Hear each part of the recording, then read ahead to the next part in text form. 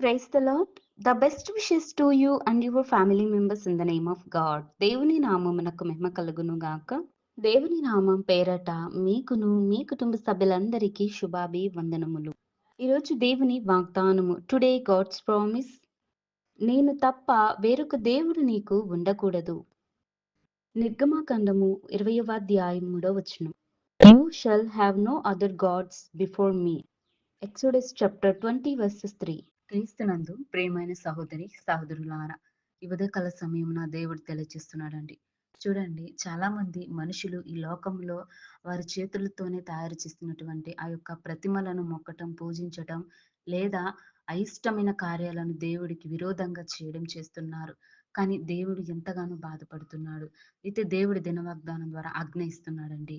ఆనాడు ఐగుప్తు బానిసత్వంలో ఉన్నటువంటి ఇశ్రాయేలీయుల జనాంగము ఎంతో బాధపడుతూ, వేదన పడుతూ, బానిసత్వం తట్టుకోలేని పరిస్థితిలో వారు ఎంతగానో దేవునికి ప్రార్థించుకున్నారు. దేవుణ్ణి అడిగారు, దేవా మమ్ములను ఈ బానిసత్వం నుంచి విడిపించమని ఎంతో ప్రాధేయపడ్డారు.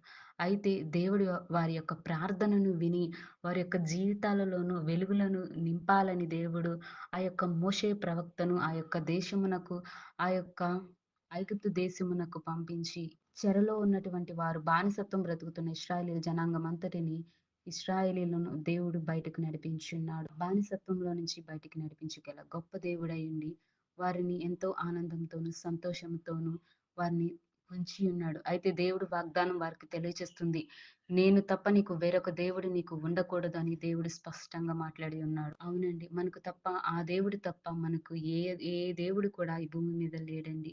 కేవలం మన కొరకు సిలువలో రక్తం కాచి ప్రాణం పెట్టి మన కొరకును ఎంతో బాధను సహించాడండి.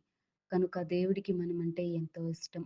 మనం మన దేవుడైన యెహోవాని తప్ప ఏ దేవుని పూజించుటకు దేవుడు ఇష్టపడడం లేదు. కనుక మనలో ఉన్నటువంటి వారు గాని, లేదా మన జీవితాలలో గాని, మన కుటుంబంలో గాని మారు మనసును పొందుకొని నిజమైన దేవుని నమ్ముకోవాలి. ఆయనే మనకు ఆపత్కాలంలో సహాయం చేసే దేవుడు. ఈ లోకంలో ఉన్నటువంటి మనుషులు గాని, లేదా మట్టి ప్రమిదలతో చేసినటువంటి ఆ యొక్క విగ్రహాలు గాని మనుషులను కాపాడలేకపోయారు.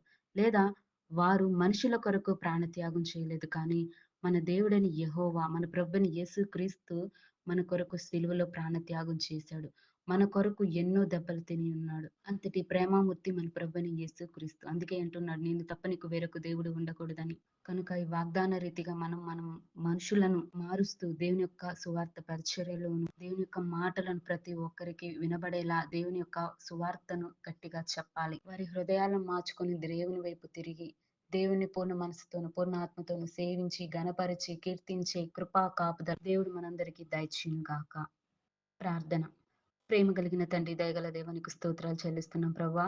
యేసయ్య ప్రవ్వా, నేను తప్ప వేరొక దేవుడు నీకు ఉండకూడదని ఈ దిన వాగ్దానం ద్వారా మాట్లాడారు. అందును బట్టి స్తోత్రాలు ప్రవ్వా. మా హృదయంలో ఉన్నటువంటి దేవా, మా యొక్క పాపం, మా దోషము, నీకు అయిష్టమైన కార్యాలు చేసిండి దయచేసి మన్నించండి ప్రవ్వా. ఈ లోకంలో కూడా అట్టి మనుషులు ప్రవ్వా భక్తిహీనులై ప్రవ్వా అన్య జనాంగంలో జీవిస్తున్న వారిని కూడా మారు మనసును దయచేయండి ప్రభా. ప్రతి ఒక్కరిని దేవా, నీవు తప్ప వేరొక దేవుడు ఉండకూడదు అని ప్రతి ఒక్కరూ మాట్లాడుకునేలా సహాయం దయచేయండి. అలా చెప్పే విధంగా మీరే కృపతో నింపండి ప్రభా. నిన్ను ఆశీర్వదించే కృప, ఆ కృపా భాగ్యం మాకును దయచేయండి ప్రభా. నీవు ఎంతో ప్రేమామయుడివై ఉన్నావు దేవా. మా హృదయం ఆంచలను తీర్చే దేవుడివై ఉన్నావు. దయచేసి ప్రతి ఒక్కరి హృదయాన్ని మార్చి మారు మనసుతో నింపమని కోరుతూ యేసయ్య నామమున అడిగి వేడుకొంచున్నాను తండ్రి, ఆమేన్.